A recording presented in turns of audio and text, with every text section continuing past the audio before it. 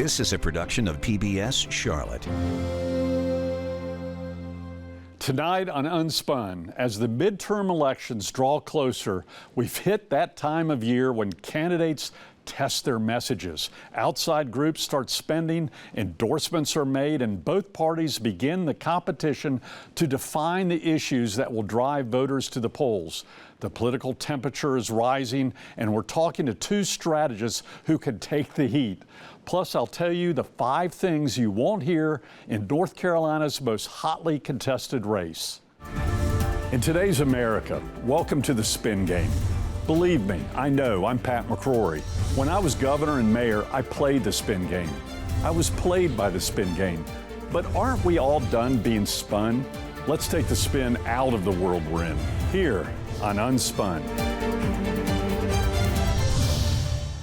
Good evening. I'm Pat McCrory. Many Americans say they feel caught in the middle of an increasingly polarized political environment. North Carolina features one of the country's most competitive U.S. Senate races, while both Carolinas continue to wrestle with questions about party identity, campaign strategy, voter turnout, and who can build a winning coalition. But is there still room for moderate voices, or has the middle of American politics continued to shrink? Joining me now is Anna Bevan Gravely, the founder of Restless Politico, a political strategy and communications firm, and Antoine Seawright, who is a nationally recognized Democratic strategist who has advised campaigns at the state and national level. Antoine and also Anna, and Anna, I'm going to call you AB if that's okay. Perfect. Perfect. Let's first talk about South Carolina politics, Antoine. We had the tragic death of Lindsey Graham. His sister has taken his place temporarily. There's an upcoming election, I believe, in August. What do you see happening in the Republican primary? Well, I think it's going to be a primary of who can put together the strongest coalition, who already has an existing coalition, but also who has the resources to communicate very effectively and very quickly. There's all type of talk about Congressman Russell Fry and whether he gets the full blessing and backing of President Trump, which is helpful in the primary, not the deciding factor, certainly a large deciding factor. But then there's Congressman Ralph Norman, a firebrand conservative in his own right, who has already said that he is interested in running. And then quietly, there are some people trying to thrust Darlene, our newest senator, sworn in recently, Lindsey Graham's sister, into the race to run for a full term. It's going to be interesting. Filing opens on July 21st, closes on the 27th, election August 11th, runoff potentially August 25th. What a time to be alive. Well, real quick, there are 2 former governors of South Carolina, Mark Sanford and a very famous Nikki Haley, very popular governor, UN ambassador. Do you think there's any chance either one of those former governors will get in this race? Well, I don't think Governor Haley is going to insert herself into the process. I think she has bigger aspirations beyond the U.S. Senate. But I do think Congressman and former Governor Mark Sanford is an interesting twist to the plot, if you will. I think he still has some infrastructure in place. I think people have forgotten about his hike on the Appalachian Trail. I also think that he's proven that he can bring together unique coalitions of traditional Republicans as well as some of the more extreme versions of Republicans that we see in the modern Republican Party. And we also know he has an unlimited supply and ability to raise money. And I think I always subscribe to the notion, no political romance without finance. So money will be a factor. Real quick, can a Democrat now win this seat in South Carolina? And will the Washington money come to South Carolina? Look, I believe that South Carolina is pregnant with possibilities when it comes to Democrats being able to do the unthinkable. We've seen it happen in Georgia. I think we're going to see it happen again in the Tar Heel state of North Carolina. We've seen it happen in some non-traditional spaces and places. What I can tell you about this environment, what was once uncertain ground and no certain ground has now become very fertile ground. And I think it's all about coalitions and constituencies. And it's a game of addition and multiplication, not subtraction or division. I think Dr. Annie Andrews, if not anyone, is best positioned to do the unthinkable. Well, we'll see if the Washington money comes down to help the Democrat. That will be the major signal if they've got a chance. AB, Let's talk about the North Carolina Republicans. Michael Whatley. Let's do. Michael Whatley, apparently a poll came out recently. I'm not sure how accurate it is. It says 4 points between him and Cooper. Does Whatley have a chance, and will the Washington money come down to North Carolina to help him, like it did for Ted Budd? Well, there's definitely a lot of Washington money that is going to come down. The Senate Leadership Fund has already said that they're going to commit more than $70 million to his race. And I think that's something that the campaign is definitely depending on. He hasn't quite released his Q2 numbers yet for fundraising, but Cooper has, and he's raised over $40 million, which is what we know he can do from being governor. He has been a powerhouse of a fundraiser from start to finish. This is his 15th election. I think the big difference I see between Cooper and Whatley is really how they're messaging their campaigns. And Cooper is going more hometown. I'm from North Carolina. This is a North Carolina judgment decision in the election, where Whatley is going more national politics. I'm trying to help Trump with his agenda. Let's accomplish things for Trump. And so that is a very interesting move for Whatley, because North Carolina has been able to maintain its unique individuality from being tied into national politics and past elections. And so Whatley taking an aggressive stance toward trying to pull the national agenda to North Carolina, and then having Democrat Roy Cooper try to keep it in North Carolina, that's sort of a switch from the elections we've seen in the past. Antoine, Cooper, who I've run against, he's an incredible politician who's, I've always joked in a way, it's his strength. He says little and does even less, because it's hard to pin him down on anything. His commercials right now are genius, I think, because he's talking about being a conservative on public safety. What do you think about his current? It's almost as though he's going after the Trump voter. Am I misreading that right now? Or the independent voter at a minimum? I think the governor has proven that he can win tough races. I also think he's proven he knows how to put together a diverse coalition of voters, whether you're moderates, whether you're conservatives, whether you're part of the extreme that exists on both sides. And I think that's why he was a two-term governor. I think that's why he was successful as Attorney General. But I also think that from a governing standpoint, because how you campaign and how you govern are two different things, he's been effective on the job. That's why I think that North Carolina, yes, will be one of the most expensive Senate races in the country. I also think that, yes, Governor Cooper will be able to bring the U.S. Senate seat under the Democratic collar, because people believe in him. They believe in his agenda. And I think he's foundational on the principles he believed in. He believes in public safety. He believes in a border that is secure but yet humane. I also think he believes in making certain that people have accessible, affordable, quality health care, housing, infrastructure, and all the things. And people follow those who lead by example. So let me ask you both these questions. I'll start with you, AB. When are both candidates going to start talking about Senate issues? Because the Senate's really not a public safety issue, except maybe with immigration. When are they going to start talking about, there's a Social Security problem in the future. The deficit is a major issue. We've got Israel, we've got Ukraine. I haven't heard either one talk about issues where the Senate will have a major voice, including the Supreme Court. When is Whatley going to come out and talk about it? And then afterwards, Antoine, when is Cooper going to start talking about Senate issues? Let's start with you, AB. I don't see that happening. I don't have a magic 8-ball, but based on how past elections have gone, talking about the issues that you mentioned are not exactly going to keep voters on the screen long enough to wait to the end where it says ad paid for buy campaign to elect Michael Whatley or friends of Roy Cooper. That's just not interesting enough for people to hold on to. Again, that goes back to, I think, the nationalization of the election. And the issues that we are seeing really rile people up. This is the voters, I think this election cycle in particular are not at all calm. They're very anxious in a way that is different from the frustration we've seen in past elections. And they're not very ideological. So it's going to be issues that hit them the most. We're not going to find out where Whatley stands on the Middle East or Ukraine or Social Security until after he's possibly elected. And that would be my bet. Yep. And Antoine, do you think the same thing on the Democratic side? Do you think Cooper will touch any of these national issues, or he's ahead of the polls? Why touch him?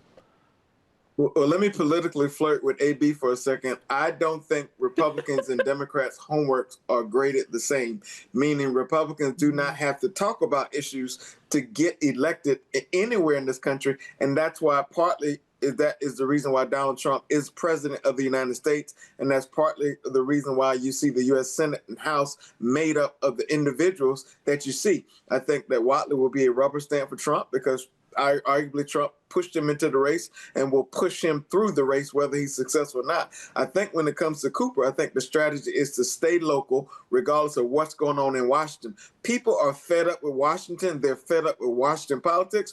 But where Cooper can make a difference is talking about North Carolina issues and how his votes in Washington will impact that. So him pushing an agenda that strengthens North Carolina infrastructure, him voting to ensure that accessible, affordable, quality health care, housing, child care, protecting Social Security, Medicare, and Medicaid, all those things are North Carolina issues that he will have one vote in the United States Senate towards, but he can advocate for those things. So I think rightly he's smart talking about the things that matter to the voters. Elections are won on Main Street and my street. They're talked about on K Street. That is why Roy Cooper is winning and will win this race. I think that's what his commercials are obviously doing right now. AB, how much is Whatley going to talk about Trump? He's the candidate in the primary because as in every other state, whoever got Trump endorsement since my election or failed election in 22, Bud got Trump's and just rolled over us. Is Whatley going to talk about Trump? And I'll ask a similar question to Antoine in a second. Or is he going to avoid Trump? Well, I mean, I think we've seen already that he is tying himself to the national issues that Trump is heavily connected to, as he is our president on a national level. And so I think using Trump, it has been I keep thinking about how long is this going to be able to work, or how long are candidates going to be able to use Trump as their turnout engine? And I think that's the same question that Whatley's campaign is asking, and that's what they're betting on, actually, is that it will continue to work for him. And so the closest to Trump cannot be denied. Antoine has mentioned that he was Trump's pick, and that's correct. So it's hard to deny the president that picked you. It's sort of like you dance with the one that brung you. Isn't that the quote? Yeah, you can't run from him, no doubt about it. Antoine? Absolutely. Let me ask you this question. Is Roy Cooper going to bring up Joe Biden at all? I mean, he was on the stage with Joe Biden here in North Carolina the day after the disastrous debate, pumping him for re-election as president. Do you think Joe Biden's name is going to come out of Roy Cooper's mouth, similar to Michael Whatley with Donald Trump, between now and Election Day? He doesn't need to. Roy Cooper has demonstrated that he can push a sense of independence from national Democrats, even from, in some cases, state and local Democrats within North Carolina, and be an independent thinker. And that's why Democrats, Republicans, independents love Roy Cooper, because he's demonstrated his political independence. If you hear anything from Roy Cooper about the national environment, it's the things that he has worked with white houses to deliver for North Carolina, whether it's disaster relief, whether it's infrastructure, whether it's jobs, whether it's for veterans, whether it's for healthcare and education. And that's what a U.S. Senator should be doing. While on the other hand, I think Whatley is going to have Trump be his biggest liability in the arbitrage around his neck. And there's some marriages that you cannot break away from. And I think Cooper has to do the country and North Carolina a service by reminding the I've got to wrap this up, but that Cooper and Whatley has. You've both given a great political perspective. I really appreciate you being on Unspun. We'll have you back in the future. Thank you so much to both of you. Thank you. Thank you. Thank you.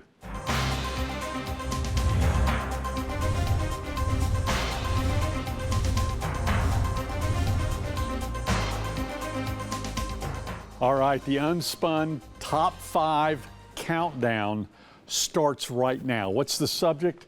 What both Senate candidates in North Carolina, Cooper and Whatley, what are they totally going to avoid and not talk about whatsoever? I know this game. I've played this game. I've been played by this game. I'm here to tell you what the game's all about. Number 5, this is how I will deal with the deficit if you help elect me to the U.S. Senate. Are you kidding me? They're going to stay away from that subject as much as possible because it causes pain to deal with the deficit, and they don't want to give the impression that they're causing any pain to possible voters, especially come November. Number 4, this is what I will do regarding Social Security shortfall. Are you kidding? They're not going to talk about Social Security because the largest voting segment are those on Social Security right now. And even though Social Security is going to be in the tank in about 3 to 4 years, they're not going to come up with a solution between now and November. They're going to avoid the subject altogether. Number 3, I will vote to send U.S. troops to Ukraine and Iran. Well, the fact of the matter is neither one is going to talk about foreign policy because there is no easy answer on Ukraine or on Iran, and there's a divide in both parties on this international issue. So they're going to avoid foreign relations as much as possible. If they do talk about it, they'll say very general platitudes. Number 2, you should support me because I supported Biden or I supported Trump. Believe me, Cooper is not going to talk about Biden and Whatley is not going to talk about Trump because both Biden and Trump's numbers are in the tank at this point in time. Even though Whatley is in the primary because of Trump, he's not going to bring up Trump. And Cooper was with Biden the night after the tragic debate. He's not going to bring up Biden whatsoever. And number 1, you're not going to hear Cooper or Whatley talk about all of their out-of-state travel to raise big dollars to spend on commercials in North Carolina. It doesn't look good when they're traveling to Palm Beach and to L.A. and to Washington, D.C. and to New York City. Be quiet about that.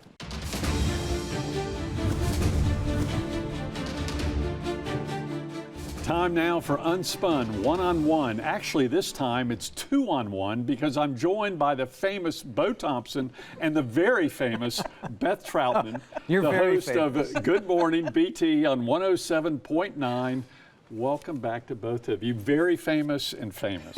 I'll settle for that. I don't mind that, but I feel a little awkward about Well, it. I don't feel awkward at all. I was with you on the air with him for 3 years. And Yeah, I'm used to this. Yeah, I'm used to saying I know. hate Bo Thompson. So I I'm have used to this, actually, yeah. so it works. So what questions have you got to me? A lot of national politics right across the state border. Well, given what we're seeing happen in South Carolina, the fact that you ran for Senate is pretty fascinating. Watching this process happen, and it's going to have to happen so incredibly quickly for this Republican candidate, what that challenge is going to be like for that person. I mean, I know that we have a Democrat in Dr. Annie Andrews running, but what does that Republican candidate have to do, and who do they have to appeal to?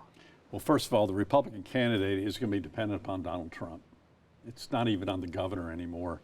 The sister of a former senator was selected by the governor and Donald Trump. That was agreed upon. Donald Trump's endorsement in the primary, which is going to be a very quick primary, will end the race. It doesn't matter who else gets into it. All you have to do is look at the track record. I was the first casualty in 4 years ago of not getting Donald Trump's endorsement. I was 30 points up in that race. The third place person was Ted Budd. He's now Senator Ted Budd. So I still think this is all about Donald Trump's endorsement in a Republican primary. And frankly, even though the guests recently said that the Democrats may have a chance, I don't think they have a chance. The only way we'll know if they have a chance if the Democrats put some money into the South Carolina race. But you've run for office before. And You the know it's Democrats all did about- not put money into my race. It's about money. The Democrats, why didn't the Democrats put money in your race? Well, I think I was an unknown at the time. I mean, I was 27 years old and I was Yeah. a political novice, and people were confused about the fact that I was running against a very Robin popular, Hayes. well-known politician who had run for governor unsuccessfully in 1996 and then took that congressional seat in 1998. But the real reason they did put money in your race had nothing to do with you. They were looking at the numbers and Yeah. going, this is a Republican seat. You can fight for it, but we're only going to put money. There's no loyalty with D.C. money. They only put the money where they have a very, very good chance of winning. I've seen this in a governor's race with me against Purdue. They withdrew the money, and it was a 2-point race.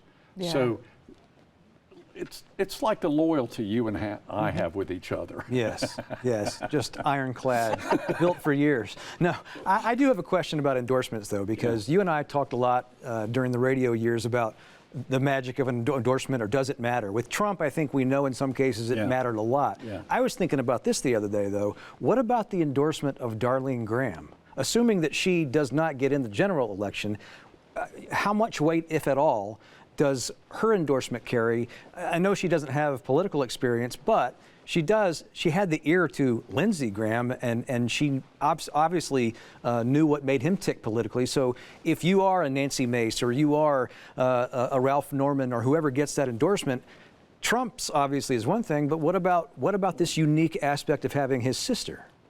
That is a good question. It is a good question. It really upsets me that he asked such a good question. He's so good at it. First of all, I don't think Darlene Graham will go against whatever Donald Trump says. I would be shocked if that would happen. But I still think she could still run. I feel the same way. I think she could throw her name in the hat, and the race would be over. And I don't think Trump would go against her. Remember, Trump went against Mace and Norman in the last primary, which is shocking because they were huge Trump supporters. And they were both very mad that they didn't get Trump's endorsement. By the way, with Donald Trump, he has no loyalty either. He will turn on you in a minute. Well, and look at the governor's race recently where he endorsed Pamela Ebbett, and then at last minute comes in and endorses Alan Wilson too. It's like both of them. And a lot of it's with Donald Trump, whoever gets his ear last. Yeah. And boy, I learned that lesson. You know, I refused to go down to Mar-a-Lago and kiss the ring. And I paid for it, although I still don't think I would have ever gotten. Ted Budd's father hunted with Ted Don Jr. There were things out of my control. Had no idea. North Carolina race, what do you think of that? Cooper's running commercials right now, Whatley. I have a question for you about this, and we've talked about this on the radio a little bit. Yes. But I find it odd that Roy Cooper is the one in this race that came out with the advertisements early. I would think Michael Whatley, much more than Roy Cooper in North Carolina, needs to establish his name recognition. I agree with you that one difference is I don't know if Whatley has the money to spend this early. Cooper does. Cooper's out raising him 5-1 at this point in time, and that's where money, if you get the money early, you spend it on your name ID. And also Roy Cooper is acting like he's a conservative Republican in his commercials. You know, public safety, I'm against defunding the police. It's boy, I've ran against Roy Cooper. This is Roy Cooper. He says one thing on TV and then votes another thing, and it's his strength. I'm not criticizing from a political science standpoint. Listen, we got to wrap this up. I'm already getting one quick 10 One quick seconds. question. 10 seconds. I have a question for you. What is happening in the campaigning process that we get so many messages from the far right, from the far left? We're not getting. What about all of the purple, the centrist voters? That's who Cooper's going after, the independent voter, which is outnumbered both Republicans and Democrats. That's why his commercials are moderate to conservative. He's always had good consultants. In my race, you know, he was very liberal in many ways, but in my race, he went after the Trump voter. And he won by 10,000 votes out of 4.6 million. He's got great consultants. Hey, it's great having you both on. It means a lot. I love your show on the morning. Thank you. On WBT 107.9. It's so much better than when me and Bo were together. I hate it. I hate it. God bless. Take care. Thank you very much.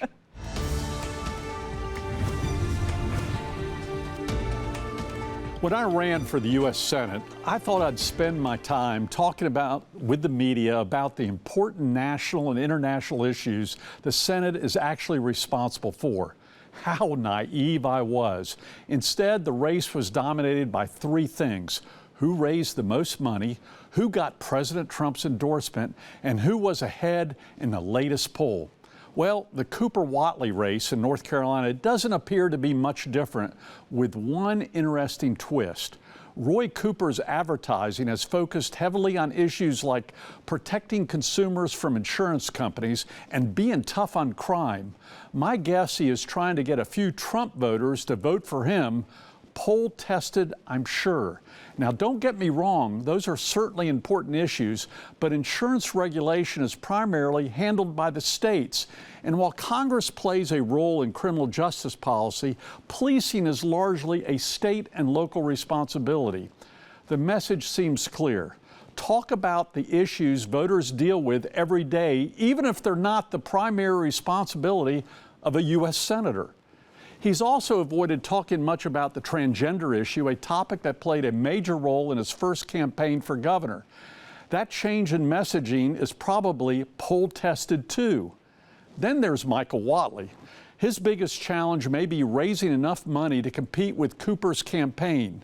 And while President Trump's endorsement helped propel him through the Republican primary, he barely mentions Trump now.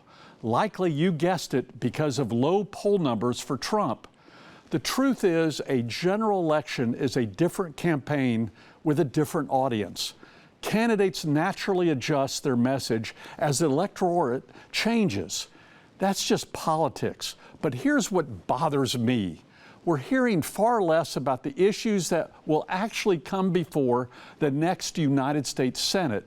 We have no idea what other candidates or what either candidate will do about the national debt, federal spending, inflation, energy policy, immigration, America's role in two major wars overseas. These are the issues senators vote on.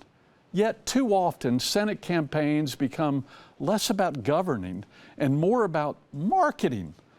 Who's ahead? Who's behind? Who's raising the most money? Who's running the better commercial? We cover these races more like sporting events than job interviews, and that's unfortunate because after Election Day, the campaign ends and the job begins. Well, that's the truth as I see it. We'll see you on the next Unspun.